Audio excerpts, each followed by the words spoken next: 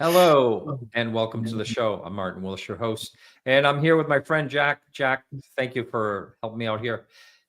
Jack actually helps me out on YouTube. He's been helping out for several months and has made a lot of really good clips that you see up there and has done a lot of great work. So I always appreciate that, Jack. And so we are here today to talk to you about I think it's a great film. I watched it. I just finished watching it. And The Age of Disclosure. But I think before we get started, let's just say, first of all, what'd you think of the movie? I mean, I thought it was really great. What's your feelings about it? Yeah, I thought it was awesome. I loved it. I thought it was really good for the community to get that out there. I mean, we've all been waiting for it for since March when it aired over in Austin, Texas. So right, I've been South by to see it. South by Southwest. And it's funny, I'm showing the picture here on YouTube now. These are all the people that were there at that event. And my friend who lives down where I am now, down in South Carolina, he traveled there and he sat through that and, watched it. And it's funny, when people aren't into the UFO topic, says, yeah, that was good. But if it was me not into the UFO topic, if I watch that, I go, oh my God, there's really something to this. I just think it's funny how different people react. But anyway, I'm going to start out. I did get permission from the publicist, so I'm going to play the trailer to it right here. Here it goes. The American people are ready to receive the truth.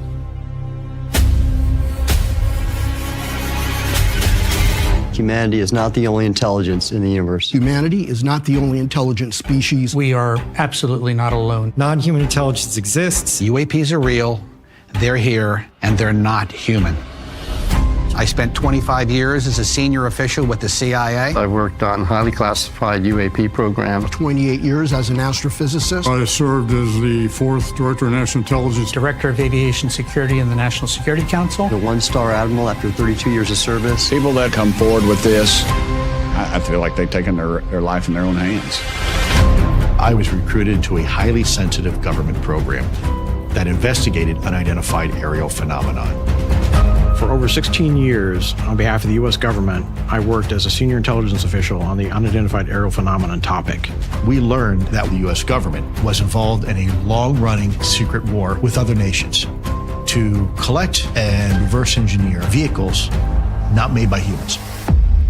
I have seen with my own eyes non-human craft and non-human beings. So look at that thing. It's rotating. There's a whole fleet of them. The first country that cracks the code on this technology will be the leader for years to come. China has established its own version of a UAP task force. You think for a second that they wouldn't consider using it to achieve their ends of domination? This is similar to the Manhattan Project. This is the atomic weapon on steroids. This is so secret. Very, very few people in our entire government have been allowed access to it.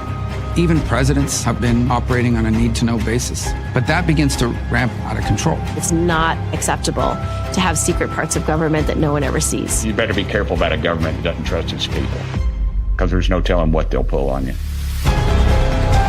This is the biggest discovery in human history. You had information being locked away that could change the trajectory for species. It has so many beneficial impacts, including clean energy. We should have disclosure today. We should have disclosure tomorrow. The time has come.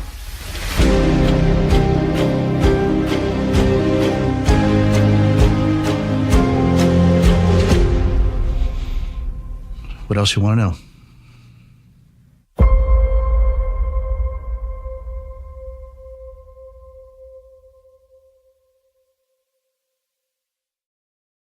So yeah, that's a great trailer.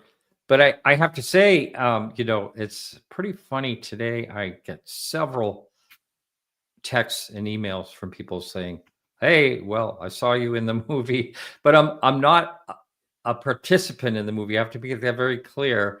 I just happen to be at both DC hearings, and so that's how I show up. And it's really funny. I just took a picture. I'm looking for it here. That's awesome. Yeah, you can see me. Oh yeah, there he is. Phone in the back. I held that phone up the entire hearing when at the first hearing. And also, there's another scene of me talking in a hallway, which is pretty funny. But that's the only cut I made on this movie. But yeah, anyway. That's just a small part of the movie. I think there's a lot of times people will say to me, well, did you get anything new out of it? That's what everyone wants to know. Anything new? And I got to say, this time I'm going to say, yes, I did get a lot of new things out of it. I don't know if that's something you want to address first before me, or would you like me just to throw in, what I got? I think I'm looking at my notes here as I'm looking down, Martin. I think for me, well, one thing that I thought that was interesting was what Lou said, how he seemed pretty confident. And I don't remember him saying this on other podcasts when he was doing his podcast run. I even saw him in Boston when he did his presentation at the winery. About, yeah, at the winery and they talk about the physics of it and the bubbles, and they talk about the bubbles in the documentary again too. But he was saying how he was like pretty much confident, like he knew the way he talked about it, that NHI is doing what he calls active ISR, intelligence, surveillance, and reconnaissance on us as a species. But it was like said so direct. I don't remember him being so forefront, almost as if he researched that, found the evidence for it, and now he's telling us like, yeah, they're watching us and they're collecting data on us as a species. That's the way it was presented to me in the film that I thought was interesting. But yeah, I'd love to know what you think and what some of the things that you saw that you learned in that film too. I mean, you've been at it for what, 14 years now? I've only been doing this for 3 to 4 years. So it'd be great to hear your take. Yeah. Well, it's always great to hear, your take as well on it. So first of all, I want to say hi to everyone that's joined us tonight in chat. We have Mary Grace Kirby, a long time listener of the show. I think well over 10 years.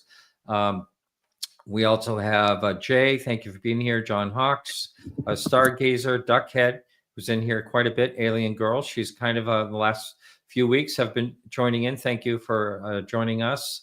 Fellman 12. Thank you again. Everyone here. Ghost. I like that. Ghost Rider. And so thank you, Danger Sep. And let's see, anyone else? Oh, look, Mendonopoulos is here. Hi, Mendy. Us and Whistle Mike. Thank you all for being here. And yes, for those of you who have not seen the movie, I will tell you that it's a very good production. I had a conversation with another filmmaker, be unnamed, and he said that all the beautiful houses that they were in, beautiful furniture and antiques and gorgeous ceilings and very decorative, they're all green screened. I don't know if, he says he has an insight on it. They're all green screen. I never thought, I would have never guessed that. But that doesn't matter. It's still edited beautifully, put together beautifully. It was. Yeah. And one of the things that about when you're just talking about Lou, one of the things he said that really caught my ear was that Lou has said on this show, and I tried to push him on it, and he finally gave more information. And he said he pondered, put the question out there, like, what if there's some type of intelligence that's always been here and we're not the top of the food chain as far as intelligence goes? And so he elaborated on that more, like a break-off species that, he went into that a bit, and it just made it more intriguing. I really want to know more about, because one of the things he always says, the caveat is that he can't, disclose, classified information, which I totally get. Some people get pretty angry at him for not, spilling it all, but he doesn't. Who wants to, lose everything and end up in the slammer, So, yeah, there's a couple of things. One of the things I thought was, we're going to try to do no real spoilers here, but just to touch on the base of what the summary. I do want to give a quote because, and I wrote this down just 1 second, because this quote to me is one of the most profound ones in the movie. Jay Stratton, who is actually Lou Elizondo's superior. And so Jay Stratton basically says, I have seen with my own eyes non-human craft and non-human beings.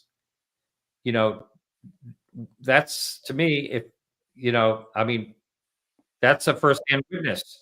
And with this position, I mean, how could you go against that? I mean, I just think that is incredible. And I think one of the takeaways, and we could talk about it a little bit as we get into this some more, but how strong the legacy program is. And that's something that I have always talked about on this show. Like, okay, so let's just say Roswell happened. Roswell happened, and there's some information and there's hardware from Roswell. Well, it goes somewhere. Well, generational. How does this get passed down? And that is, you know, what would be considered a legacy situation. So they explained all that very well, and the blocks were coming from the people involved in the legacy program. How this information is passed down, and perhaps in private contracting, private hands, things like that. Right. So with the CIA at the helm, when they put that graph up, I thought that was really nice to see. Oh yeah, for the first time. Yeah. So yeah, I mean, just I'll put up your quotes. Unfortunately, I don't have any way to take a phone call for a while here.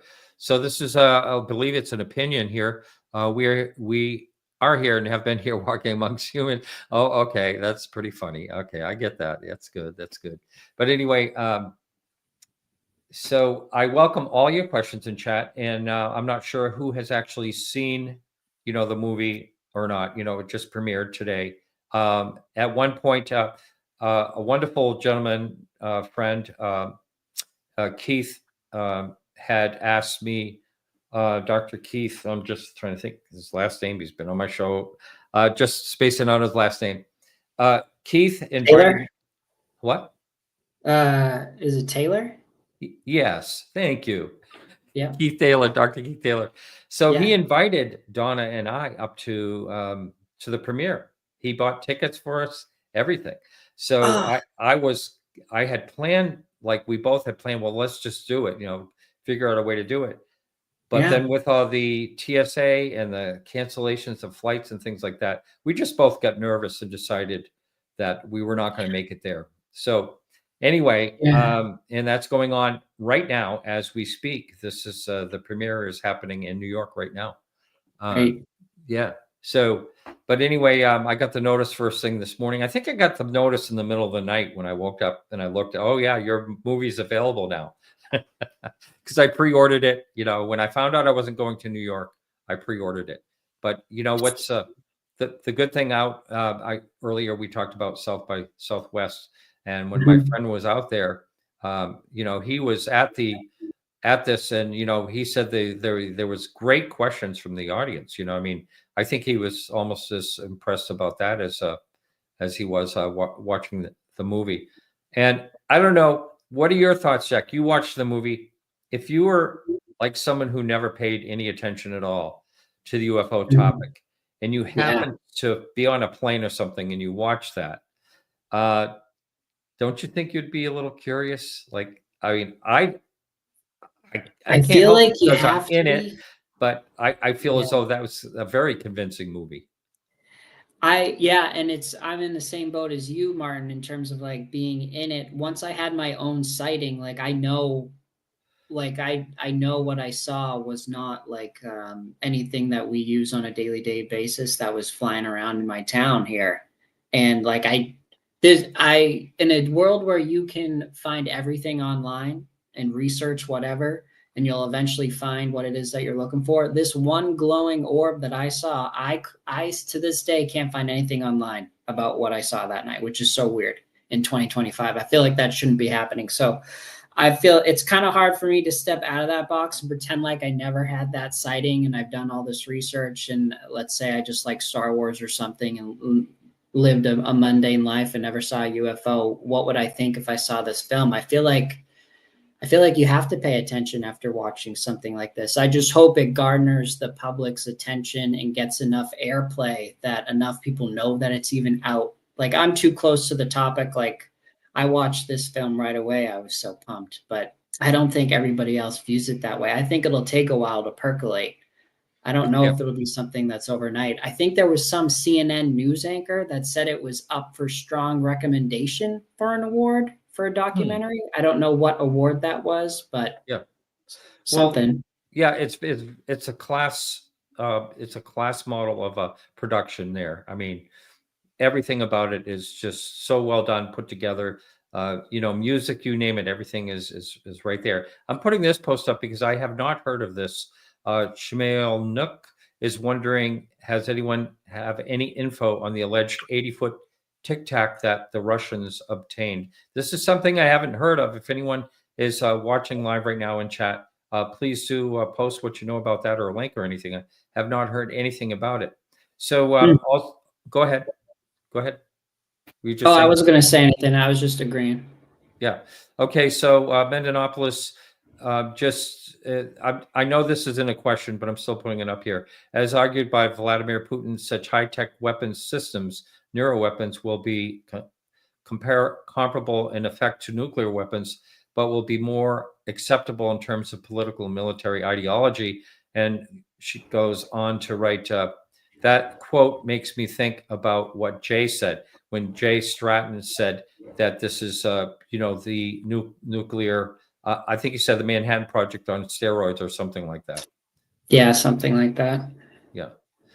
Yeah. But I mean, so there were 34 people in that being interviewed. 34 people. That is huge. It's about, and not just like the top names in the UFO world that everybody talks about and knows about. Hal Puthoff, Jay Stratton, Lou Elizondo, Chris Mellon. They're all in there. Right. And Eric Davis.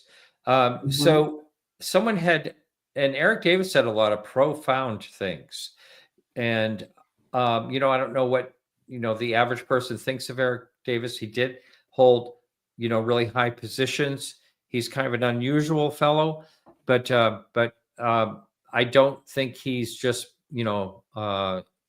blowing smoke. It sounds to me that, there's really, that he knows a lot because it kind of fit in with what other people are saying. A lot of things that Marco Rubio said was very, very interesting, I thought. And he basically says, his quote, is basically the American people deserve to know the truth. And I think another thing that really showed in this, Jack, was that you never really see bipartisan cooperation on any other topic that I can possibly think of than in this topic. I mean, there are two people on the other side of the aisle of each other that can't stand each other, or maybe that's a show. I mean, there's such division, but they're on the same page with this. And, it's too bad we can't do more like that in this country. But still, I think it's because of that alone. I mean, if a vote was put to the people, to the American people, all the American people, we want to know exactly what's going on, every single part of what is going on. And that vote came through and it had to be disclosed somehow. Of course, I'm just talking as a layman here. But if there's something a bill that could be pushed through that really addressed everything that, and then there was no way to back out of it, I'm just wondering what it would take to really get all the information. It would be probably a super large coordinated effort, I would imagine so, at the highest levels for something that's been that top secret for that long and is buried between multiple different organizations, both public and private. I mean, just trying to get some kind of information about it. It's interesting. I don't know. I don't think anybody knows enough about it to know what that would even look like.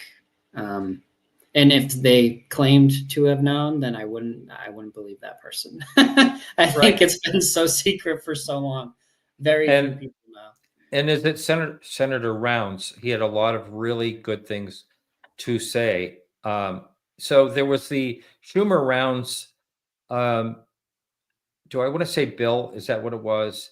That was really interesting. And one of possibly one of the mistakes they made, and this isn't my idea. This is I think I heard Ross Coldhart say it, and I agree with him on that. And that is in that was a eminent domain clause. And I think, if corporations really do have this and they've figured out a way to make money on whatever they back engineered, or the possibility of making a huge amount of money in the future of what they are trying to back engineer, they are going to protect that type of hardware to the end. Whatever it is, I don't think any eminent domain could actually access it of any type, because they would bury it if they thought that was it. And of course, that bill never saw the light of day, because I think there's just too many powerful people, stopping that type of situation. Yep. And I feel like, it gets darker than that in terms of, I remember Ross Coldhart reporting on it, where it's blue on blue attacks, meaning people of the same military are engaging in violent conflict with each other just to keep these secret. And that's never a good sign, I feel like, but I'm just speaking as a layman. But yeah, the music was great for this documentary, and the production value was top notch. I don't know, Martin, do you think it would be a good idea if I quoted something that Lou Elizondo said at the end of the film? Oh yeah. I don't think it was released on any of the trailers, so it might be a spoiler for anybody in the chat. So cover your ears if you don't want to hear it, but I thought it was an interesting quote. So Lou goes, I'm just reading from my notes here, so I'm going to be looking off to the side. I felt tremendous pressure to share what I can, because I know there will be a time when we all wished we have done things differently. And then he goes, that moment is imminent. And of course, in the film, there's a dramatic pause. I'm sure there's music playing. The name of his book too. Yes. The name of his book as well. When that moment comes, I know people will say, I wish someone would have told me sooner. So I don't know. I would love to know what he means by what's coming that's so imminent. What's the deal? Why is this all happening? They've been at this, since 2017, this giant ball has been rolling, and it took them 5 years just to get this documentary out that maybe not everybody's going to watch. So it's been a slow, in UFO world, I feel like it's been increasing at a much faster rate. But even at this rate, in terms of all the happenings that have been going on in the UFO world in the past 5 years, since the first hearings back in 2023 and 2017, if you want to go back to the New York Times article. But even if you zoom out further, it's really been a slow bleed, a slow drip of information here and there. But there has to be a reason why they've sped up in the past 5 to 6 years. Wouldn't you agree, Martin, culminating up to this documentary? You would think so. It does feel that way. And I also want to invite anyone that's participating. Thank you all for being here. If you'd like to type in chat, if you did watch the movie, and, feel free to put your thoughts or a one-liner in there. And if you'd like to. So one of the things, I said earlier, okay, you can close your ears in this one too, if you don't want to hear this. But one of the things that really stood out to me is when Lou Elizondo, once again, was saying that there was a committee of 27 people that were individuals that were mulling over the idea of using extreme measures to quiet both himself and David Grusch. Oh yeah. And then he went on to say, I do believe he said he meant that to silence them, kill them. Maybe that's a little extreme, but I don't know. I would think that would be yes. And so Mary Grace put this in just as I was saying it. I think, there is a delay here. So as I was saying before I even said this, she was typing this in there. Yes, that's that was quite a statement during the movie. I like the fact that a lot of it took place in Washington, D.C. That was symbolic in a type of way. And so someone did say to me as a joke, well, I notice, now I'm going to probably open up a can of worms here, because there are people that have do it thoughts. Who cares? I noticed Bob Lazar wasn't in the movie. Oh. But we'll just leave it at that. He wasn't. Neither was Stephen Greer. Good point. Yeah. However, they did talk about something that Stephen Greer constantly talks about, and that's 0 point energy. Oh, you know, right. they did talk about that possibility, and yes, I also thought it was really incredible of the theories and thoughts, you know, because we have no proof, but of how these things may travel. To me, that was very, very interesting, fascinating, because in a way, you know, it kind of makes sense because, you know, as David Fravor put it, you know, if something is traveling at, you know, I think he said 80,000 feet and drops, you know, so many thousand feet, then if it was a person, they would turn into pudding. And so they have a different theory on how this can happen within a bubble type of thing. And I do believe that Robert Schroeder, who's been on this show a number of times over the years, has had a theory similar to that he's talked about. So, you know, it's all speculation. We really don't know, but no one knows. Yeah. Well, I will say, when I saw Lou Elizondo give his presentation in Boston about UFOs, and he talked about, you know, the bubbles and trying to explain their propulsion systems, and then it was brought up again in the documentary. I can only relate to my own sighting, and what I saw that night back in 2022 was when the orb shut its light off, when it was darker than the night sky behind it. I thought I was seeing spots in my vision, but I saw a dark center mass, but around that dark center mass, I could see almost like this squiggly line in the night sky around the dark center mass. And to me, it could be, now that I've heard Lou's presentation in this documentary, you know, that maybe I saw that quote unquote bubble that orb may have been operating in when it was floating across town that night. I have no idea. But there was definitely, you know, a circle within a circle that I saw across the night sky. So I don't think that's a coincidence that they're talking about bubbles compared to what I saw floating in the sky that night. Now, what I saw, I didn't, and I do believe someone was asking how much it cost to rent on Prime. I do believe I paid $24 or $24.95, something like that. For me, you know, it's kind of a lot of money, but I definitely thought it was worth seeing. I really, really am very glad that I watched it. So my own UFO sighting had a light blue glow around it, but it seems to me that, you know, what they showed is a FLIR video, and they said, well, the possible, you know, fuzziness around it could be what they're talking about. However, I don't think when people are seeing this visually that they see that. I know I didn't. I had a blue glow around mine, but I didn't see like a distortion of what could be some type of bubble, like it does show up in FLIR, and maybe that's the only way it can be detected, if that's what it is. So, right. Oh, okay. So thank you, Mary Grace. She set me straight here. It is $24.99 to buy. So I had to do that. I had to pre-order it. I pre-ordered it, you know, a week or so ago. But you can rent it for $19.99. So, but anyway, you know, the price always goes down. But I'm going to say that if you rent it, it's worth it, and you're going to be happy that you did.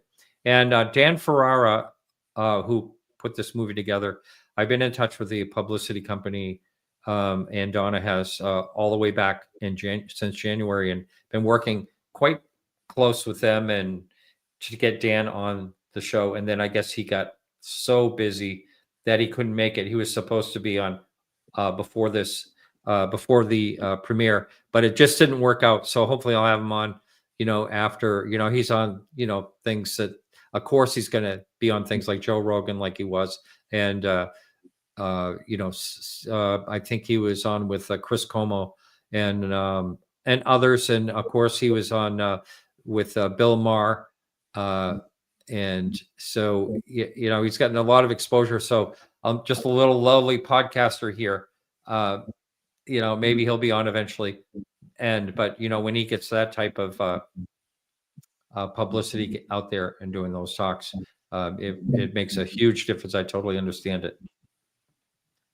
So, Yeah, that makes sense. I feel like he'll be busy for a little while too, but I wouldn't be surprised if you'll get him for sure.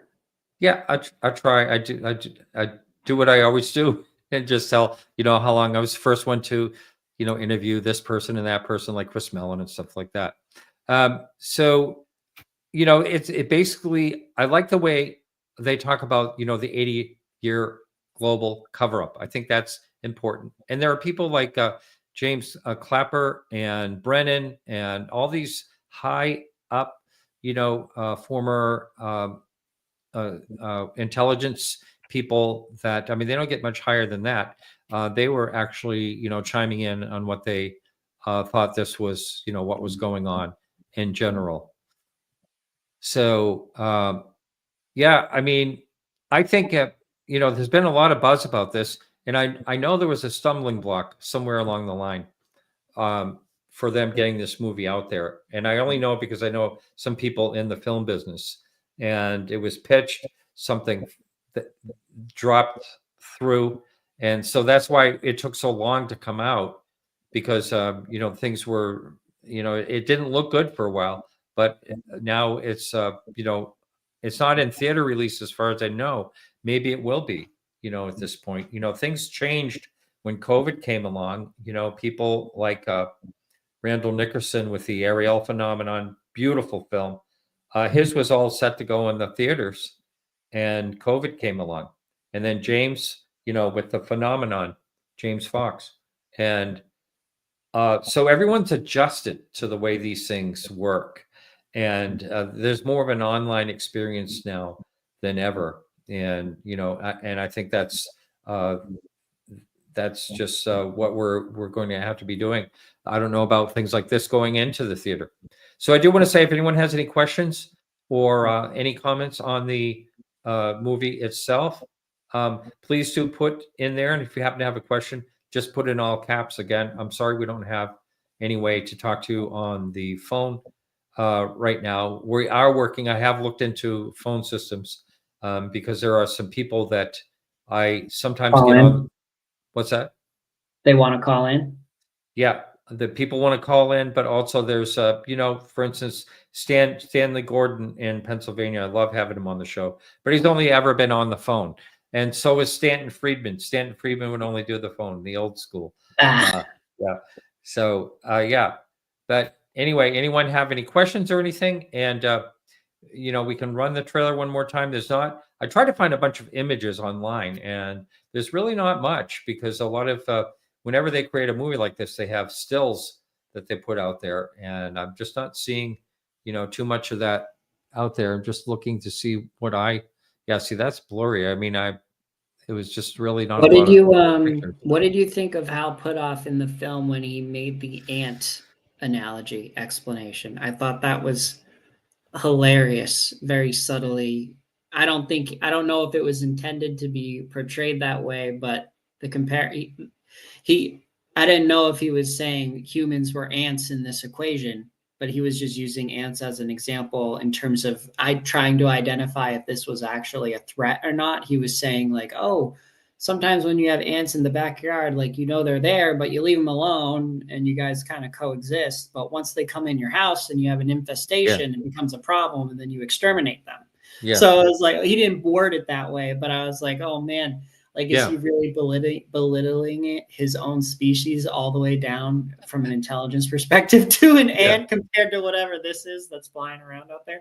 I was like, oh man, that's pretty eye-opening. I don't know if other people would take it that way. He could have just been using an example. But if that's what the distance is between our intelligence as a species compared to what everybody's seeing and claiming to be seeing out there, like us and all the other experiencers out there and folks in the military, I mean, we got, I wouldn't even say, how could you even consider us a threat if we're that dumb compared to what the other thing is? Do you know what I mean? Yeah, but I think it's possible that, now, I don't know. I'm just saying it's possible that we're not that dumb compared to whatever it is. But just say if we gain knowledge, there's not, the wheel had to come before the car, that type of thing. So if some civilization if you look at us as a species, and you go back to 18th century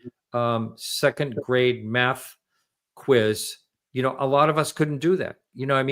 So, and then, back to the Egyptians doing brain surgery and stuff like that. We always consider that because it's in the past that they're less knowledge. No, they're brilliant people, brilliant.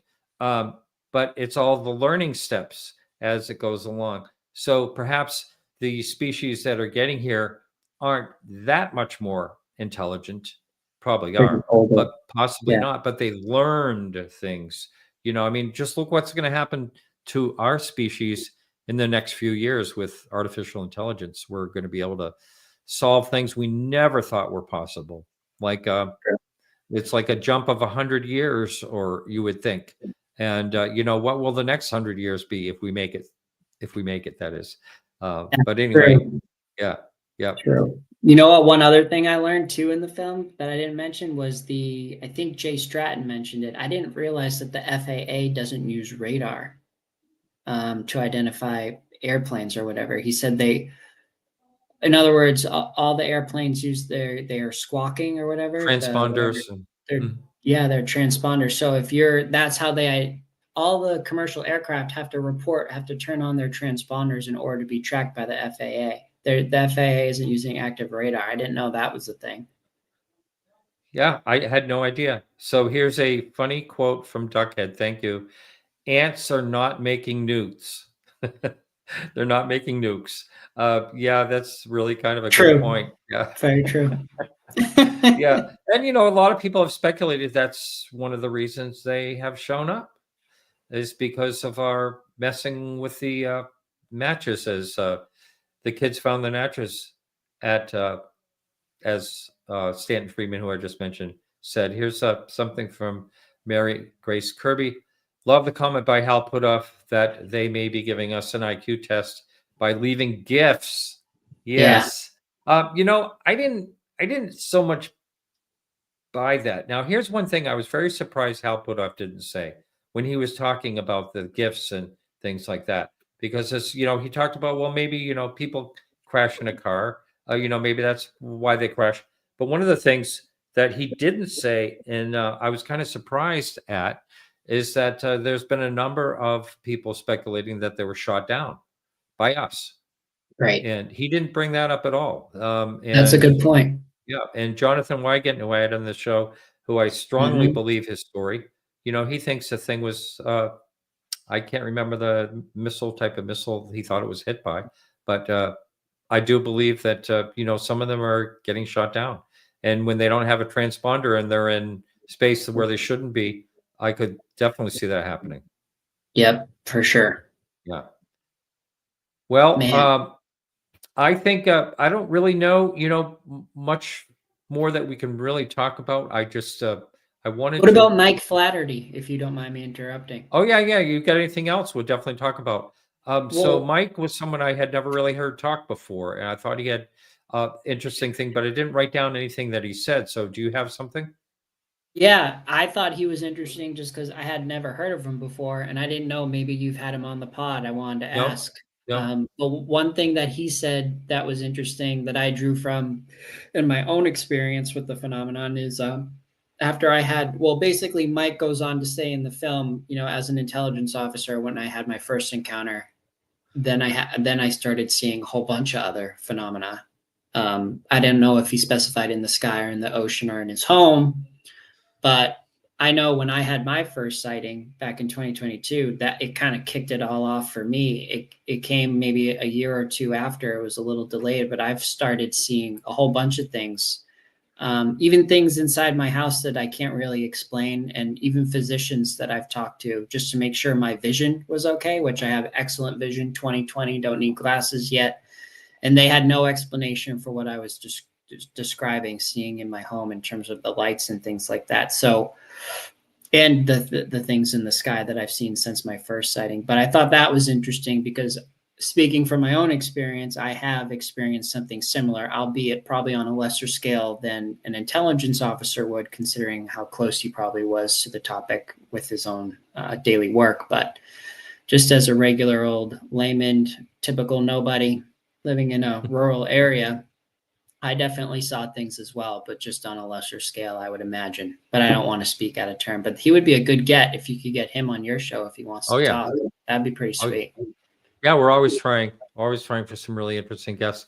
Another quote out of the movie I thought was pretty interesting is this is basically a collective claim from multiple intelligence officials, but basically that there is a race between US, Russia, and China to reverse engineer non-human technology. And of course, that there's many reasons for that. I mean, depending on what type of technology can be garnered out of reverse engineering, we're talking a lot of possible power in different ways. I mean, if we just speculate just for 1 minute here, if all of a sudden we did figure out a way to get free energy for all, I mean, I think there would almost be a collapse. First of all, there'd be such friction against it.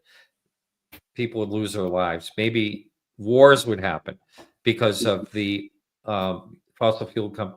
The fossil fuel is just so powerful. I don't know what it would just turn the whole world on its head if all of a sudden we had free energy.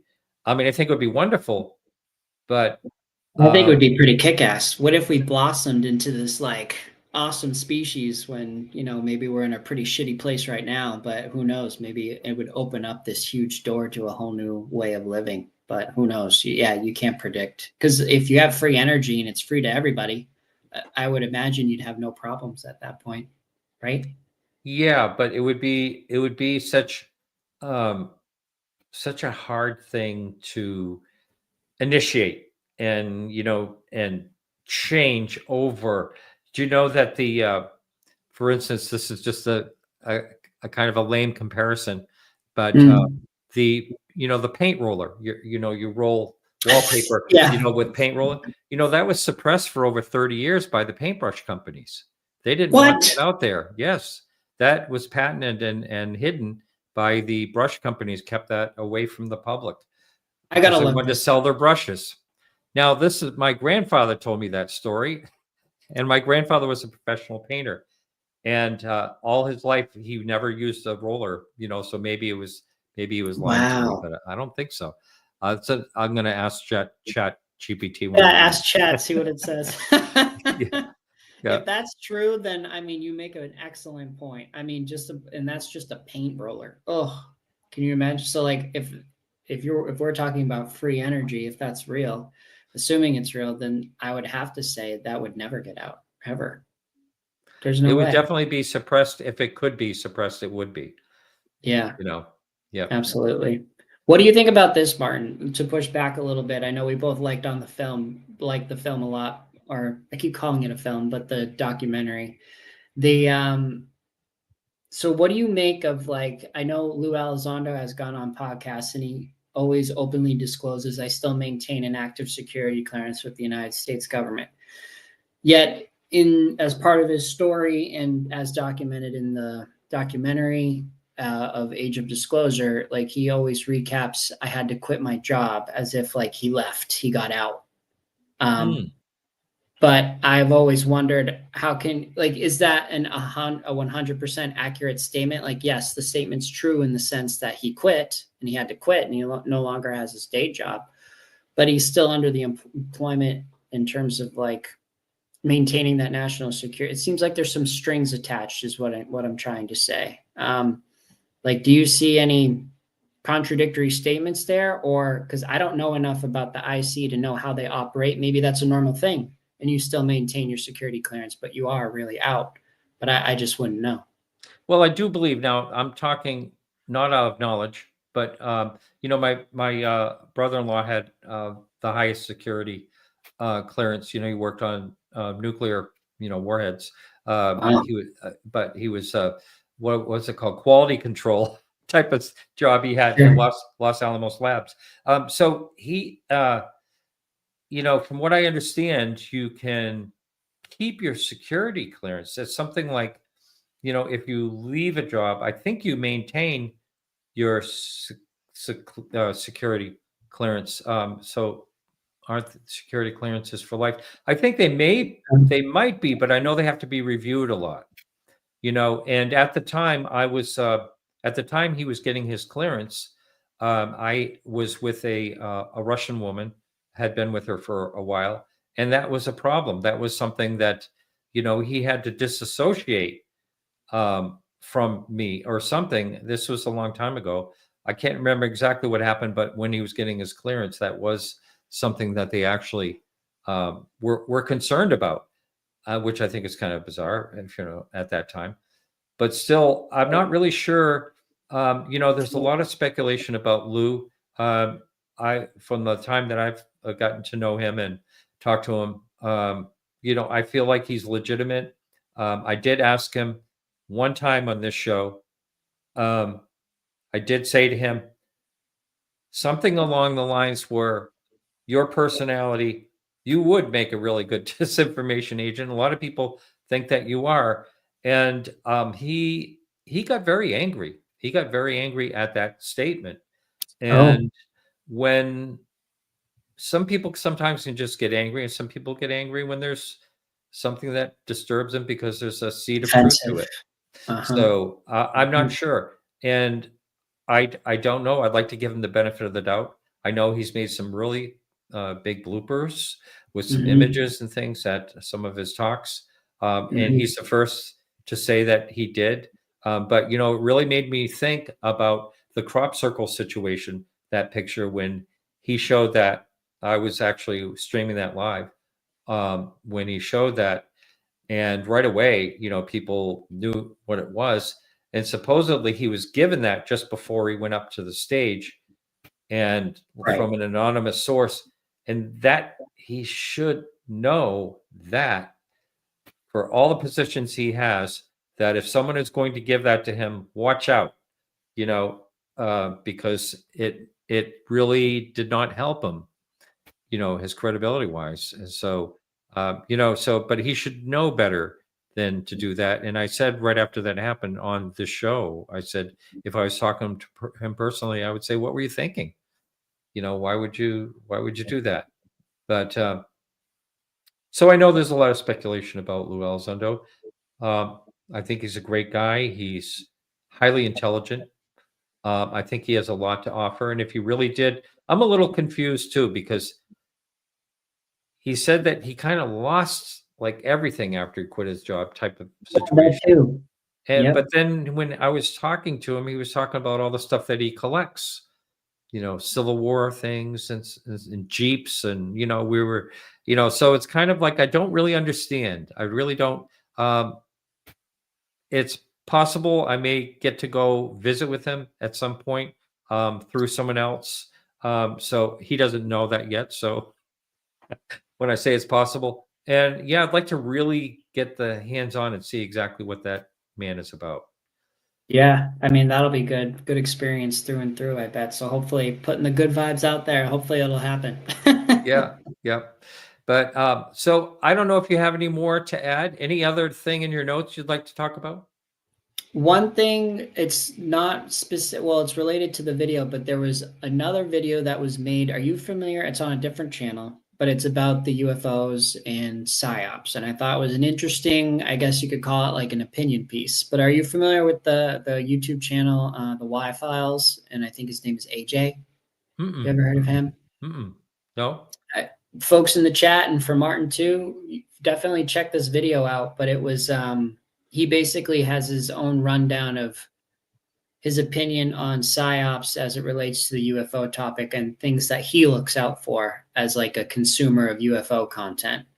So I thought it was fun. I watched his video, I think last week or 2 weeks ago, but it kind of reframed the way I think about the information that I consume as it relates to the UFO topic. But anyways, it's a good one. I forget what the title of the video is, but if you just type in Y Files and then UFO PSYOP, it would come up. But I only say that to say, Martin, do you buy the story that obviously you can tell in this documentary, it's very intelligence community focused in terms of their primary sources that they're drawing from, rightfully so. But obviously the same community is paid to lie to the American public to keep us safe. That's what their primary focus is. Generally, I'm overgeneralizing here. Yeah. But basically, this documentary, we have a group of IC folks saying that within the IC, they started their own UFO program, not being able to find the legacy UFO program at the start. And then when they started researching their UFO program on their own within the IC, and they got like, I guess, maybe too far in their work, and then they eventually came across the legacy program in the IC community somewhere, and they started hammering down on them and their work that they were doing on the side as UFOs, kind of putting them in we're the good guys of the IC community. And I'm only playing devil's advocate here, but as a consumer, as a layman, knowing that this single community is, that's their primary focus, is maybe counterintelligence and lying and all that stuff, just to keep secrets, to keep people safe, giving them the benefit of the doubt, trying to keep people safe, do the right thing. How can you believe this random group of folks within the IC is painting themselves as the good guys, saying, we're trying to bring this out, but the other folks in our community aren't letting us, or whatever. That's the kind of like the vibe I was getting. But what do you think about that, if anything? I think that is a really, really good point. A really, really good point. And, when I've talked with John Kiriakou, former CIA, on air, off air. Great guy. Yeah, he's a wonderful guy. But, he's very much saying, oh, yeah, we lie about everything. He doesn't even say, they're supposed to. And he says, and we kill people, know, it's like, but I mean, so that's a really good point. I didn't look at that angle. I didn't think of that angle, but you're right. These are people that, they really know how to lie, and, for the reasons, and to make things happen in their favor, manipulating everything to get to a certain, outcome. That's kind of what they're trained to do. That is their training, so sensitizing the masses to certain information to portray a specific, message, or frame a specific narrative, if you will. But it's interesting, fascinating work. I mean, you master communicators at the least, any of those guys. Yeah. So unless anyone wants to pop in a question really quick and to chat, I think we're going to call it a night, and we're close to an hour. And thank you. It's been a lot of fun. I think I should close the show by playing the trailer once more. And, let's watch it. So just anyone can watch this now on Prime. You can rent it for, I think, Mary Grace is $19.99, or buy it like I did. I pre-ordered it for $24, so I can watch it. And I rarely watch a movie more than once. That's just the nature of what I do. But this is one that I would definitely consider watching again. I thought it was really, really good. So sure. I'm going to take us out and play the trailer. And thank you all for being here and joining us tonight. Here's the trailer one more time. The American people are ready to receive the truth.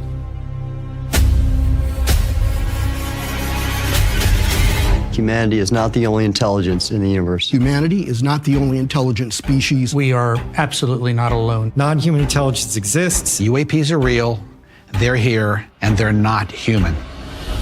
I spent 25 years as a senior official with the CIA. I worked on highly classified UAP programs. 28 years as an astrophysicist. I served as the 4th Director of National Intelligence. Director of Aviation Security in the National Security Council. The 1-star admiral after 32 years of service. People that come forward with this, I feel like they've taken their life in their own hands. I was recruited to a highly sensitive government program that investigated unidentified aerial phenomenon. For over 16 years, on behalf of the U.S. government, I worked as a senior intelligence official on the unidentified aerial phenomenon topic. We learned that the U.S. government was involved in a long-running secret war with other nations to collect and reverse engineer vehicles not made by humans. I have seen with my own eyes non-human craft and non-human beings. So look at that thing. It's rotating. There's a whole fleet of them. The first country that cracks the code on this technology will be the leader for years to come. China has established its own version of a UAP task force. You think for a second that they wouldn't consider using it to achieve their ends of domination? This is similar to the Manhattan Project. This is the atomic weapon on steroids. This is so secret, very, very few people in our entire government have been allowed access to it. Even presidents have been operating on a need-to-know basis. But that begins to ramp out of control. It's not acceptable to have secret parts of government that no one ever sees. You better be careful about a government that doesn't trust its people, because there's no telling what they'll pull on you. This is the biggest discovery in human history. You had information being locked away that could change the trajectory for species. It has so many beneficial impacts, including clean energy. We should have disclosure today. We should have disclosure tomorrow. The time has come.